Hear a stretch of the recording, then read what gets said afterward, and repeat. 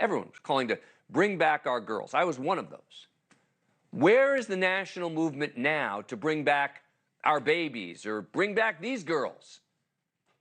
Hamas sure did get a lot of attention for releasing 4 hostages last month, including 2 Americans. Red Cross volunteers were there. You can see them on the video. They were sort of mediating the exchange, but the deals were brokered by the U.S. and Qatar, among others. The truth is, we don't even know how many of the hostages Hamas took and how many are even still alive, as IDF spokesperson Jonathan Conricus confirmed on this show. Is your information right now that those 240 are all still alive? No. Do you have information that a number of them have died? We are aware that Hamas took bodies of dead, both Israeli civilians and military.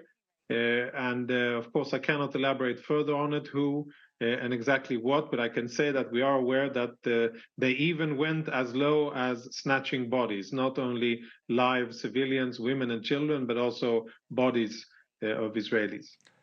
So for those calling for a ceasefire, a humanitarian pause, the Israeli government seems open to it on one condition. Well, there'll be no ceasefire, general ceasefire in Gaza without the release of our hostages. And among the families of the hostages, there's growing frustration, even with the Red Cross itself, which has been working to get aid trucks into Gaza, which has called for de-escalation on both sides, whatever that means, since Hamas initiated it and Israel's responding. The families say it's not doing enough for the Israeli hostages to find out, for example, the conditions of the victims and work for their release. We don't know what their condition is, if they're alive or not, if they're getting medications, if they're getting any food. My uncle Abraham is not that healthy. He needs to use a cane to walk. All of them wear glasses. Abraham needs to take medicine daily. The Red Cross isn't helping. Now, the Red Cross says it's working to get access to all the hostages, but of course Hamas won't let them do that, I don't think. Let's ask Robert D'Amico, retired FBI agent, who spent 19 years on the Bureau's hostage rescue team handling international hostage cases. Thanks very much for coming on the program. Appreciate it. All right, so let's be realistic here. The Red Cross is not going to get access to those hostages, are they? I don't think so. I don't think Hamas took them for a reason, and I don't think that plays into allowing the Red Cross to get in there and find out which ones are alive and their conditions. I think the manner they were taken was brutal, and I think some of them sustained injuries that probably weren't survivable, especially in captivity. And I think some probably died in custody or during the abduction, and probably some of them tried to escape during the abduction where they're still being transferred to these tunnels. So I don't think they want you to see that. I don't think they will play into it. I think conveniently, as ISIS did, when they need to come out with it, they'll put the bodies of hostages who have died into a staged scenario where they say Israeli airstrikes killed them, or something Israel did killed their own people. And I would think at some point it's going to be in Hamas's interest to release a hostage or two. I mean, I started to wonder, did they release some of the early hostages, particularly the elderly, because it's really hard to care for them?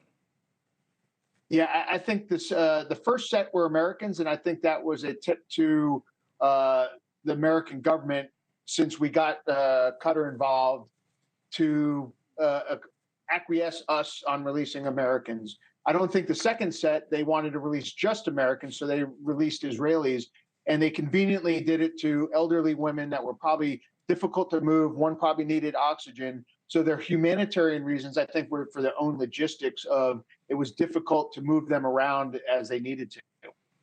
And let me ask you a big picture question, and you've been doing this for a really long time. I guess we shouldn't be surprised, right, that there isn't international outrage about the hostages that, you know, specifically, meaning like with Boko Haram, right, bring back our girls, et cetera. It feels like it's just the Israelis who are calling for it as opposed to sort of an international movement. Yeah, I'm surprised that the amount of kids that they took hostage hasn't caused that same thing. Not that adult hostages are any better, but like the taking of that many children and what they're doing with them in captivity. You talked about caring for infants, if they have infants. How are they really doing that? So I am surprised at the lack of just outrage on the children not being released. And I think Hamas knows that they're going to negotiate the children for what they want most. The most difficult thing for Israel to give, I think, is where the children will come into play as far as being negotiated release. I think the last ones released will be the IDF soldiers that they have, just because of how they see them as the true enemy of what they're doing.